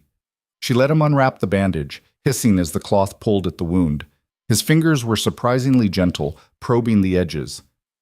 "It's infected," he said quietly. "You need Dakea to look at it. Later. She's busy. Now." He stood, disappeared into the shadows. Returned a few minutes later with Dakea in tow, the old woman carrying her medicine bag and wearing an expression that promised pain. She made Alara move closer to the canyon wall, where a sliver of moonlight provided some visibility. Unwrapped the wound fully and made a disgusted sound. "Stupid girl, this has been hurting for days. Why you say nothing?" "We were busy running for our lives." "Excuses." Dakea pulled something from her bag that smelled terrible. "This will hurt." It did. Alara bit down on a leather strap to keep from crying out as Dakea cleaned the wound with brutal efficiency, packed it with the foul-smelling paste, and rewrapped it tight enough to make her vision swim. "You keep this clean. You change bandage every day. You do not die from infection because that would be stupid, and I have no patience for stupid deaths." "Yes, ma'am." Dakea patted her cheek almost gently. "Good girl. Now rest. Tomorrow we walk more." She left. Ronan stayed, settling beside Alara against the wall. "You should be sleeping," Alara said. "Can't. I'm on watch in an hour anyway." He was quiet for a moment. "This is bad. You know that." "I know." 40 soldiers, maybe more by now. Quinn probably sent for reinforcements from the fort. They have better weapons, better supplies. We're running with children and elders and limited ammunition. He stared out at the canyon. Best case scenario, we stay ahead of them long enough to disappear into country they won't follow. Worst case, everyone dies. Not everyone. Some will escape, but a lot won't. He turned to look at her. "You could leave. Head east, away from all this. You're white. The soldiers wouldn't hurt you." Alara's laugh was bitter. "You think Briggs would just let me walk away after what I did? He'd probably shoot me himself." "Maybe, but you'd have a chance. And what about everyone here? Neshoba, Kaya, Dakea, all the people who took me in when I had nothing?" She shook her head. "I helped start this. I don't get to run away when it gets hard. Noble sentiment. Won't stop a bullet. Neither will hiding." Ronan was quiet for a long time. Then, "You've changed. The woman Quinn traded away 3 months ago wouldn't have said that. That woman doesn't exist anymore." "Good. She was weak." He stood, began checking his weapons with methodical care. "Get some sleep. Tomorrow's going to be worse." He was right. They started moving before dawn, trying to put more distance between themselves and the pursuing soldiers.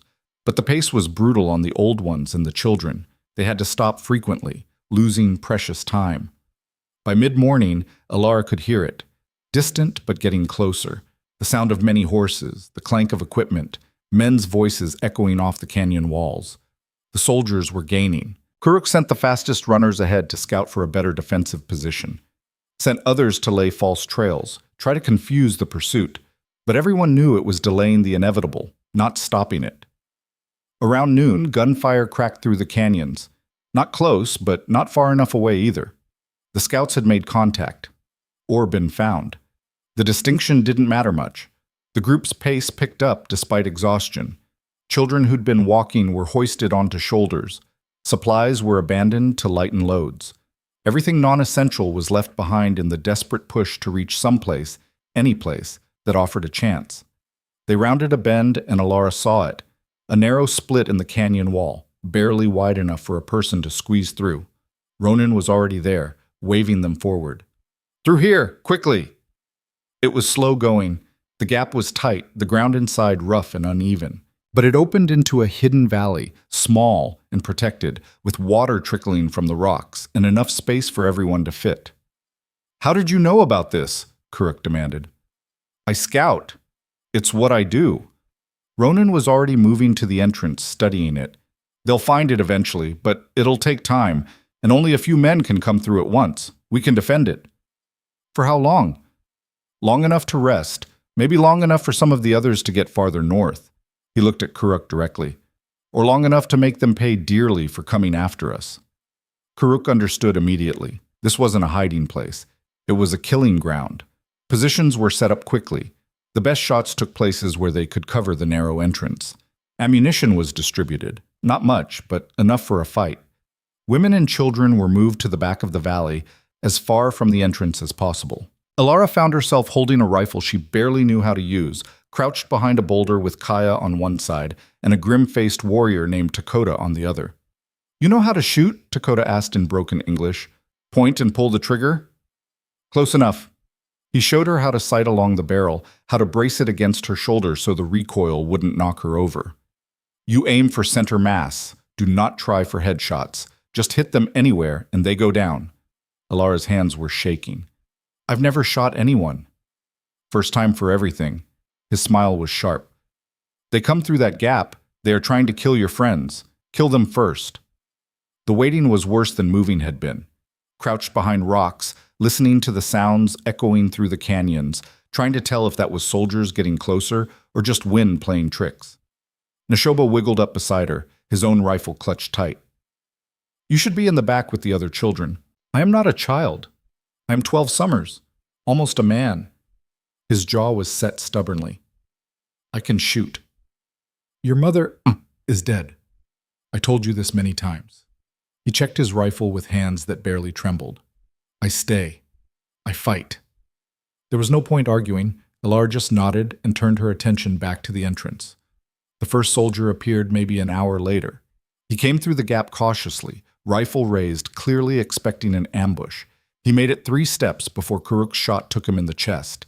He went down hard, his rifle clattering on stone. For a moment, nothing. Then all hell broke loose. More soldiers tried to force through the gap, but Ronan had been right. Only 1 or 2 could come through at a time, and they were silhouetted against the bright canyon beyond. Easy targets for defenders in cover. The first wave fell, then the second. The soldiers pulled back, regrouping. "They'll try to flank us," Ronan said, moving between positions. "Look for other ways in. We need eyes on the walls. Make sure no one's climbing." He was right again. 20 minutes later, Alara spotted movement on the left wall, a soldier trying to climb down from above. She called out. Takota shifted position, fired once, and the soldier fell. But more were coming. The valley that had seemed like salvation was becoming exactly what Kuruk had feared, a trap. The gunfire was constant now, the sharp crack of rifles, the whine of ricochets, the shouts of men fighting and dying. Alara fired when she saw targets, reloading with shaking hands, trying not to think about the fact that she was shooting at people. Human beings.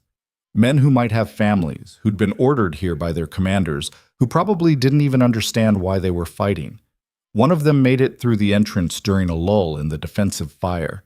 He was young, maybe 20, his face streaked with dirt and fear. He saw Alara and raised his rifle. She pulled her trigger first. The rifle kicked hard against her wounded shoulder. The soldier stumbled, looked down at the blood spreading across his chest, looked back up at her with confusion. Then he fell. Alara's stomach heaved. She turned away and vomited behind the boulder, her whole body shaking. "First kill is always hard," Takota said. Not unkindly. "Gets easier." She didn't want it to get easier. Didn't want to become someone for whom killing was routine. But she picked up her rifle anyway, reloaded with mechanical movements, kept her position. The fighting raged for what felt like hours but was probably less than one. The soldiers kept trying to force through, kept taking casualties, kept coming anyway. Professional soldiers following orders, even when those orders were sending them into a meat grinder. Then, abruptly, it stopped. The silence was almost worse than the gunfire. Alara's ears rang. Her shoulder was screaming. She could smell blood and gunpowder and fear sweat. A voice called out from beyond the gap, speaking English with authority. "You in there! This is Captain Morrison, United States Army. Lay down your weapons and surrender. You will be treated fairly." Karuk laughed, a harsh, bitter sound. "Fairly. like they treat all Indians fairly. We have you surrounded, Morrison continued. There's no escape. Surrender now, and no more blood needs to be shed. He's lying about being surrounded, Ronan said quietly, but he's not wrong that we're trapped. Kuruk stood, making himself visible, shouted back in accented but clear English. You want us to surrender? Send Quinn. Let him come tell us himself why he breaks agreements, why he murders men who come in peace. Silence. Then Morrison again. Mr. Quinn is not here. This is a military operation. Surrender or face the consequences. Briggs isn't with them? Alara's heart was pounding.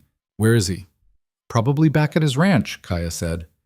Safe, while he sends others to do his killing for him. That felt wrong. Briggs was many things, but he wasn't a coward. If he wanted revenge badly enough to bring soldiers, he'd want to see it through himself. Unless... They're going to try something, Ronan said. His eyes were scanning the canyon walls, the entrance, every possible approach. This is too easy. They pull back, call for surrender, wait for us to relax. The explosion came from the back of the valley. Not where the soldiers should have been, where the women and children were sheltering. The blast was enormous, sending rock and dust fountaining into the air. They'd blown part of the wall. And through the smoking gap, more soldiers were pouring in. It was chaos. The defenders spun to face the new threat, but they were caught from behind, their positions useless. Soldiers flooded into the valley, and suddenly it was close quarters fighting, no cover, nowhere to run. Alara saw Takota go down, his throat cut, saw one of the older women take a bayonet to the chest, saw Neshoba firing his rifle with a face too young to look that fierce, dropping a soldier before someone tackled him. She ran toward the boy, firing as she went, dropped one soldier, missed another, felt a bullet whine past her ear so close she felt the heat of it. Reached Neshoba just as a soldier raised his rifle. She swung hers like a club, connected with his skull, felt the sickening crunch of bone. The soldier went down and stayed down. We have to run, Neshoba was screaming. We have to. Ronan appeared like smoke, his face spattered with blood. This way, through the rocks, now. He grabbed them both, pulled them toward a crack in the valley wall Alara hadn't noticed before. Too small for the soldiers to follow easily, barely big enough for people to squeeze through.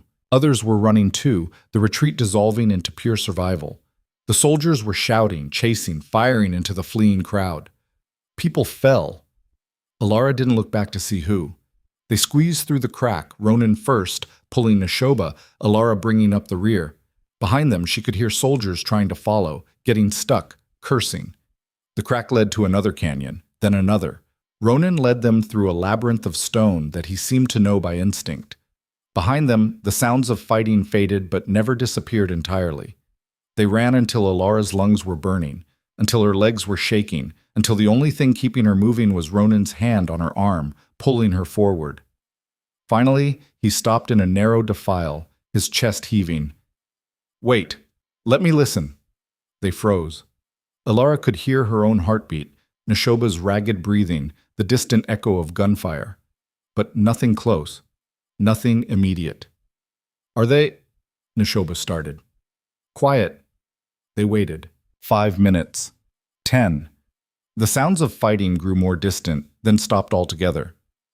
Did we lose them? Alara whispered. For now. Ronan's face was grim. But we lost a lot more than that. The reality of it hit Alara like a fist. Takea, Kaya, Kuruk. All the people who'd taken her in, taught her, tolerated her presence. Were they dead? Captured? Scattered to the winds? She'd helped bring this down on them, had guided warriors to Briggs Ranch, set off the chain of events that led here. All for what? Revenge that tasted like ash in her mouth? I did this, she said. This is my fault. Ronan grabbed her shoulders, made her look at him. No. This started long before you. The raids, the murders, the broken treaties, all of it was happening before Quinn traded you. You didn't start this war, you were just another casualty of it. But I made choices. Some good, some bad, just like everyone else. His grip tightened. You can feel guilty later. Right now we need to survive. Where do we go? He looked north toward the deepest canyons, the wild country where even Apaches rarely ventured. As far from here as we can get. They moved through the night, Ronan leading, Neshoba and Alara following. At some point they were joined by others, a young mother with a baby, 2 warriors, an old man who'd somehow kept pace despite his age. Not many. Less than 10 from a camp of 30. They were the survivors. The lucky ones, if luck was the right word for it. Dawn found them on a high ridge, looking back the way they'd come. Smoke rose in thin columns from multiple points in the canyons. The soldiers were burning everything they found, making sure no one could return. Is anyone... Alara couldn't finish the question. I don't know, Ronan said. Some escaped probably, scattered into the rocks, but many didn't. His jaw was tight. This is what defeat looks like. They turned their backs on the smoke and kept walking north. 3 days later, they'd made it deep enough that Ronan felt safe stopping for more than a few hours. They found a cave with a spring nearby, defensible and hidden. The group collapsed inside, too exhausted even to speak. Alara's shoulder was infected again, worse this time. She could feel the fever building, making her thoughts fuzzy. The young mother, her name was Ayasha, looked at the wound and shook her head. This is very bad. Without Dakea's medicine. She didn't finish. I'll be fine, Alara lied. But that night, the fever peaked. She drifted in and out of consciousness, her dreams full of fire and blood, and Briggs' face when he'd recognized her. Catherine crying. The young soldier she'd killed looking confused as he died. At some point, she became aware of Ronan beside her, bathing her forehead with cool water. His face swam into focus above her. Still here? His voice was soft. Trying to be. Good. Keep trying. He wrung out the cloth, laid it across her forehead again. I need to tell you something. Telling a potentially dying woman's secret seems unwise. You're not dying, too stubborn for that. But his expression was serious. When I told you to bank the fire and move forward after the raid, I was talking to myself too. Alara tried to focus through the fever haze. What do you mean?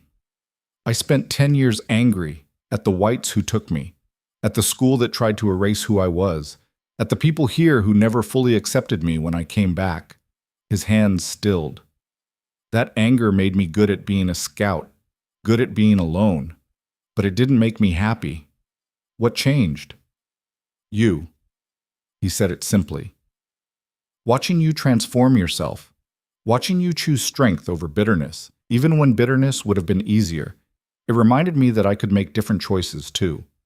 The fever was pulling her back under. She fought to stay present. What choices? To stop running, to stop being alone. His hand found hers, squeezed gently. To maybe try building something instead of just surviving. She wanted to respond, to tell him she understood, that she felt the same way. But the darkness was rising, warm and insistent, and she let it take her. When she woke again, the fever had broken. She was weak as a newborn foal, her clothes soaked with sweat. But the wound looked better, less angry, less swollen. Neshoba was sitting nearby, his young face brightening when he saw her eyes open. You live. Ronan said you would, but I was not certain. Where is Ronan? Scouting. Always scouting. Neshoba handed her water, watched her drink. He has been very worried. Did not leave your side except to hunt. How long was I out? 2 days? Maybe 3? Time is strange here. Alara sat up slowly, her head spinning. Through the cave mouth she could see mountains in the distance, purple and blue against the sky. Country she didn't recognize, wild and untouched. Where are we? Far from everything. Ronan says we are safe here, for now. Neshoba's face grew serious. But we cannot stay forever. Winter is coming. We need more people, more supplies. We are too few. He was right. Less than 10 people, minimal supplies, in country that would turn brutal when the cold came. They'd escaped death, but survival was still an open question. Ronan returned that evening with a deer over his shoulders. The group ate real meat for the first time in days, the food bringing energy and a fragile sense of hope. After the meal, Ronan pulled Alara aside. They walked to the edge of the cave's overhang, looking out at the darkening landscape. I've been thinking, he said, about what comes next. And? We can't go back. The canyons will be crawling with soldiers for months. The old camp is gone. Most of the people, He stopped. We need a new plan. What kind of plan? West, there are settlements in New Mexico territory. Mixed communities, Apache, Mexican, some whites who don't ask too many questions. We could disappear there, start over. Alara thought about it. About leaving Arizona entirely, the only home she'd ever known. About becoming someone new again for the third or fourth time. What about the others? She gestured to the cave. Will they come? Some will, some won't, but I think... He paused, choosing his words carefully. I think you and I should go regardless. Together. Her heart kicked. Together. If you want. He was looking at her directly now. I know you didn't choose any of this, didn't choose to be traded, didn't choose this life, and maybe you don't choose me either, but I'm offering anyway. Alara studied his face in the fading light. This quiet man who'd taught her to survive, who'd pulled her from the fire, literally and figuratively, who'd seen her at her weakest and her strongest, and hadn't flinched at either. What would we do in New Mexico? Whatever we want. Scout work, maybe. I'm good at that. You could... I don't know. What do you want to do? She realized she didn't know. For 6 years, she'd been Briggs' wife, her purpose defined by him. For 3 months, she'd been a captive, her purpose simply survival. She'd never asked herself what she actually wanted. I want... She stopped. Started again. I want to stop running. Stop being defined by what happened to me. I want to build something that's mine. Ours, maybe. Ronan's smile was small but genuine. Then we will. They stood together as the stars came out, one by one, filling the sky with cold light. Behind them in the cave, Neshoba was singing something in Apache, his voice young and clear. The sound of survival. The sound of moving forward. Alara knew there was still so much to face. Winter, the long journey west. The question of whether the others would come or scatter. The knowledge that somewhere behind them, Briggs was rebuilding his ranch with Catherine at his side, probably telling himself he'd won. But she'd stopped caring about Briggs, stopped caring about revenge or justice or any of it. All she cared about was the path ahead, and the man standing beside her offering to walk it together. She reached out, took his hand, his fingers laced with hers, rough and warm and real. Okay, she said, let's go west. They spent 2 more weeks in the cave while Alara's strength returned and Ronan scouted the routes west. The group that had escaped with them dwindled further. The old man died quietly in his sleep one night, his body given to the rocks. 2 of the warriors left to search for other survivors, heading back toward the canyons despite Ronan's warnings. They never returned. That left 6.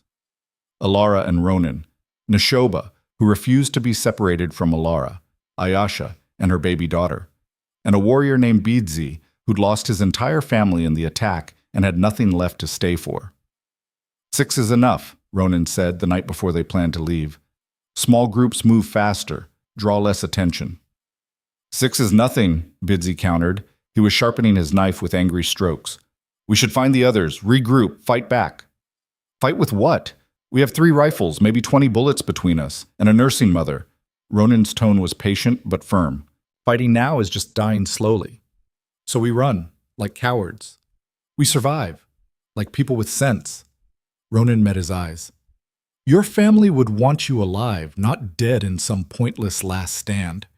Bidzi looked like he wanted to argue more, but something in his expression crumbled.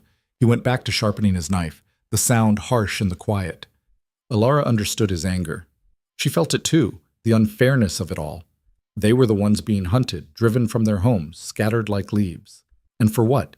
Because Briggs couldn't accept that she'd become more than the barren wife he'd discarded. Because soldiers followed orders without questioning if those orders were just. But Ronan was right. Anger without power was just suicide with extra steps. They left at dawn, heading northwest through country that grew progressively rougher. The mountains here were ancient and unforgiving, all sharp edges and vertical drops. They moved slowly, Ayasha's baby making frequent stops necessary, Neshoba struggling with a pack too big for his thin frame. On the 3rd day, they saw smoke behind them. Not close, but not far enough either. Ronan studied it through a gap in the rocks, his face unreadable. Could be anything, Alara said. Campfire. Lightning strike. Could be. But he didn't sound convinced. We should move faster anyway. They pushed harder, the pace brutal. Ayasha's baby cried more, the thin wailing sound carrying too far in the stillness. Everyone was on edge, jumping at shadows. That night, Ronan didn't sleep. Alara found him sitting watch, his rifle across his knees, staring into the darkness. "You think they're still following us?" she said quietly. "I think Morrison struck me as the thorough type. And I think Quinn probably offered a reward for anyone who brings back proof we're dead." He glanced at her. "Your husband doesn't seem like someone who forgives easily." "He's not my husband anymore. Tell that to his soldiers." They were quiet for a moment. Then Alara said, "If they catch us, they won't. But if they do, then we make them regret it." His hand found hers in the darkness. "But it won't come to that. I've been running from whites my whole life. I know how to disappear." He did. Over the next week, he led them through terrain that seemed impassable. Slot canyons barely wide enough to squeeze through, cliff faces that required climbing with the baby strapped to Ayasha's back, dry washes that hid their tracks. The smoke appeared twice more, always distant, but never closer. They were staying ahead. Barely. 10 days out from the cave, they crossed into New Mexico territory. The landscape changed subtly. Still desert, still brutal, but different vegetation, different rock formations. Signs of human presence became more frequent. Old fire rings, trails that showed recent use, a collapsed wickiup that had been abandoned months or years ago. "We're getting close to the settlements," Ronan said. "Another 3 days, maybe 4. "And then what?" Bidsy's voice was sharp. "We beg the Mexicans for scraps? Live like dogs on their charity?" "We live," Ronan said simply. "However we can." That night, Neshoba developed a fever. It came on fast, the boy shivering despite the warmth, his skin burning to the touch. Ayasha examined him, her face grave. Infection, maybe, or bad water. Hard to tell. She looked at Alara. "He needs medicine, rest, things we don't have." "The settlement," Alara said. "How far?" 2 days hard travel, maybe 1 if we pushed through the night. Ronan was already calculating. "But carrying him?" "I can walk," Neshoba protested weakly. "I am not a baby." "You're burning up and you can barely sit upright." Alara pressed a hand to his forehead, felt the heat radiating from him. "We're not losing you, not after everything." They made a travois from branches and a blanket, pulled it in shifts. Neshoba protested for the first hour, then gave in, too sick to argue. They moved through the night and into the next day, stopping only when absolutely necessary.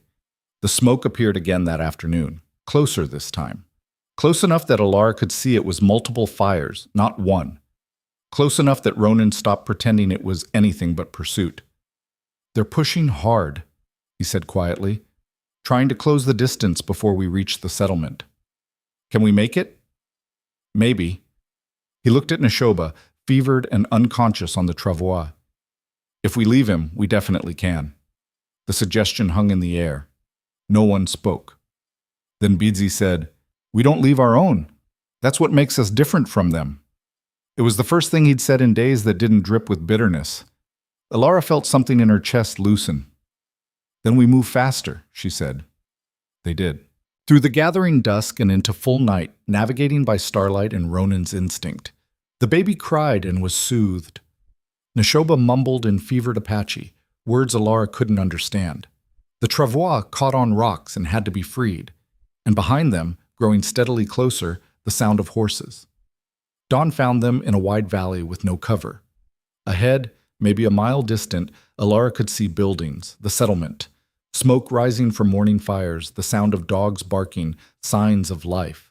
Behind them, coming over the ridge, were riders, at least a dozen, probably more. "Run," Ronan said. "All of you, head for the settlement. Don't stop." "What are you?" "I'm buying you time."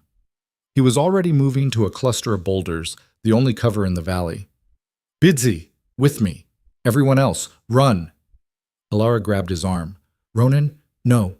We go together or not at all." "There's no time to argue." He pulled free, his face set. "Get Neshoba to safety. That's what matters now." "You matter." Then make sure I didn't waste time saving you.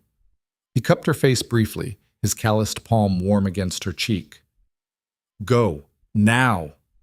Ayesha was already running, the baby bouncing against her back. Alara looked at Ronan one more time, memorizing his face, the set of his shoulders, the quiet strength that had carried her through these months. Then she grabbed the travois and ran. Behind her, gunfire erupted. She didn't look back, couldn't. Just pulled Neshoba toward the settlement with everything she had, her wounded shoulder screaming, her lungs burning. The buildings grew larger. She could see people now coming out to stare at the strange procession. A white woman in Apache clothing, dragging a sick boy, running from soldiers. She made it to the first building, an adobe structure with a wooden sign she couldn't read, before her legs gave out. She fell hard, still gripping the travois, her breath coming in sobs. People surrounded her immediately. Voices in Spanish, asking questions she couldn't answer. Someone tried to take Neshoba, and she snarled at them, pulled him closer. He needs help, she managed in broken Spanish. Medicine, please. A woman pushed through the crowd, older, with kind eyes and capable hands. She looked at Neshoba, said something sharp. Men came forward, lifted him carefully, carried him toward one of the buildings. The woman tried to help Alara up, but she shook her off. My friends, back there. They're fighting. Someone has to… Rest, the woman said in accented English. You rest. We see. No, you don't understand. But her vision was graying at the edges, her body finally giving up. The last thing she saw was Ayesha's face above her, saying something Alara couldn't hear. Then nothing. She woke in a bed. An actual bed with sheets and a pillow, in a room with plastered walls and a window showing afternoon light. For a disoriented moment, she thought she was back at the ranch, that everything had been a fever dream. Then she tried to sit up, and her shoulder reminded her otherwise.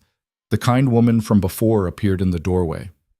Ah, you wake. Good. She came in carrying a tray with food and water. You sleep 2 days. Your body, it needed rest. The boy, Neshoba, he lives. Fever broke yesterday. He is young, strong. He will be fine. She set the tray down. I am Rosa. This is my home.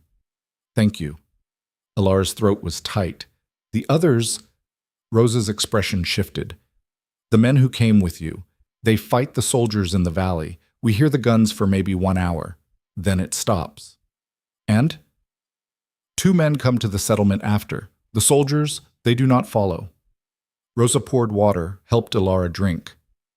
Your friends, they hurt the soldiers badly. Make them think twice about chasing you here.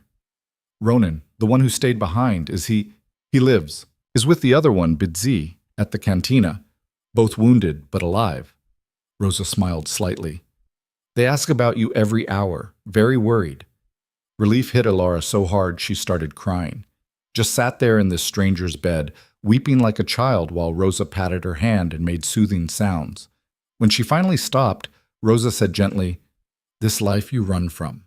It is very bad, yes? Yes. And you wish to stay here, start again? Alara looked at her. Is that allowed? This settlement, we do not ask too many questions. Many people here, they run from something. As long as you work, as long as you make no trouble. Rosa shrugged. You can stay. 3 days later, Alara was finally strong enough to leave the bed. Rosa had provided her with proper clothes, a simple dress, worn but clean. Alara stared at herself in the small mirror, barely recognizing the woman looking back. Thinner, harder, with eyes that had seen too much. Not the soft rancher's wife. Not quite the Apache captive either. Something in between. Something new. She found Ronan at the cantina, sitting at a corner table with Bidzi. His left arm was in a sling, and there was a fresh scar along his jaw, but he was alive. His face when he saw her was worth every hard mile they'd traveled. He stood so fast he nearly knocked over his chair. You're up. Finally. She crossed to him, and without thinking about it, wrapped her arms around him. He held her with his good arm, his face buried in her hair. I thought, when you collapsed… His voice was rough. I thought I'd lost you before we even started. Takes more than that to kill me. You should know by now. She pulled back to look at him. What happened? In the valley? We made them pay for every foot of ground, killed 3, wounded more. Bidsy's smile was grim. They decided you weren't worth dying for, turned back. Morrison? Dead. Ronan's expression was neutral. Caught a bullet in the throat. The others lost their stomach for the chase after that. Alara should have felt something about that. Relief, maybe, or guilt. Instead, she just felt tired. And Quinn's men? None of them came this far. They turned back days ago. Ronan guided her to sit, taking the chair beside her. We're safe. For now. Over the next weeks, they settled into a strange new life. The settlement was small, maybe 80 people, a mix of Mexican families, displaced Apaches, a few whites who'd crossed the wrong people and needed to disappear. No one cared about Alara's past or Ronan's heritage or what had brought any of them here. Everyone was too busy surviving. Neshoba recovered fully, his fever leaving him thin but otherwise unmarked. He attached himself to Ronan, learning to scout, to track, absorbing everything the older man taught him with fierce dedication. Ayasha found work with a family that needed a nursemaid. Her baby thrived in the warmth and relative safety. Bidsy stayed for a month, then left one morning without saying goodbye. Alara hoped he'd found other survivors, found a reason to keep going. But she suspected he'd just gone looking for a fight worth dying for. Ronan found work as a scout for the local traders, leading caravans through the rough country, keeping them safe from bandits and worse. He was good at it. People paid well for his skills. And Alara, she didn't know what she was at first, helped Rosa with her boarding house, learned to cook Mexican food, to speak better Spanish, to navigate this new world. It felt aimless, purposeless. Until one day, a woman came to Rosa's door. She was young, Mexican, with a black eye and split lip. Speaking rapid Spanish that Alara only half understood, but the fear was universal. Rosa let her in, gave her sanctuary, and Alara realized this was something she could do, could be, could build. Over the following months, she and Rosa quietly became known as a safe house for women running from bad situations. Wives fleeing violent husbands, girls escaping forced marriages, women who'd made mistakes and needed a second chance. They came in trickles at first, then more steadily. Alara would sit with them, listen to their stories, hear the echoes of her own experience in their pain. Some stayed, some healed, and moved on. All of them left stronger than they'd arrived. You have found your purpose, Rosa said one evening, watching Alara teach a young Apache woman to read English. Maybe. Or maybe I'm just doing what someone did for me. Alara thought about Dakea, Kaya, all the women who taught her to survive. Passing it forward. 6 months after they'd arrived in the settlement, a trader brought news from Arizona. Briggs Quinn's ranch had been hit by raiders again.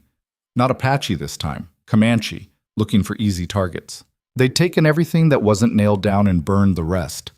Quinn had survived. His wife had given birth to a son, healthy and strong.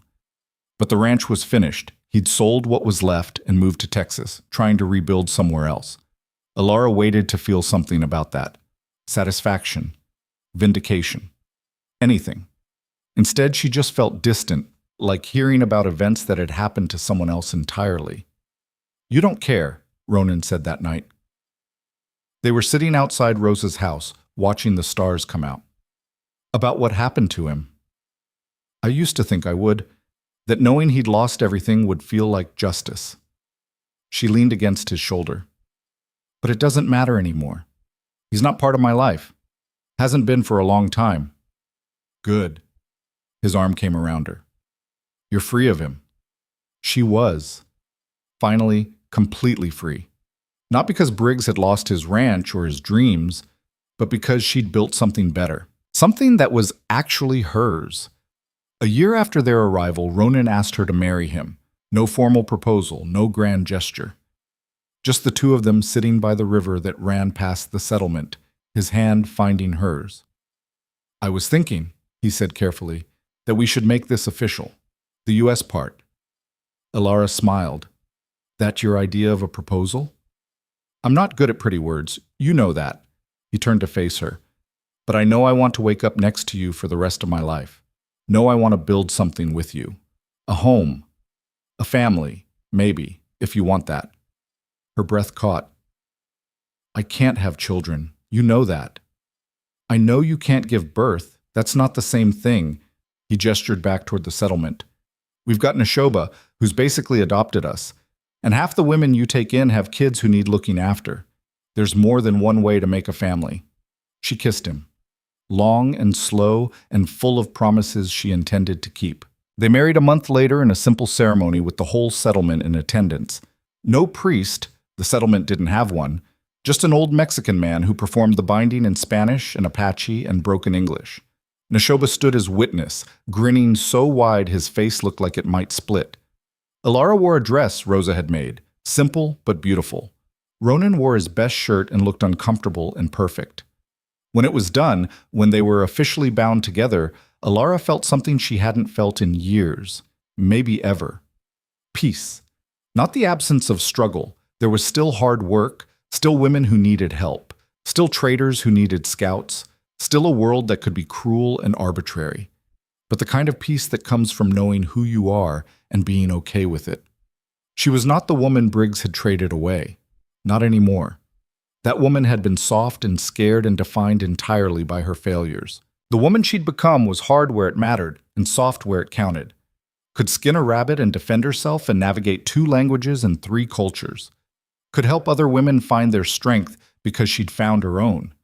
She'd been broken down completely and rebuilt from ash and anger and the patient teaching of people who'd seen her worth when she couldn't.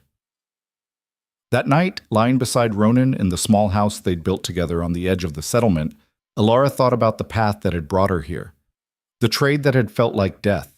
The months of brutal labor that had forged her into something stronger.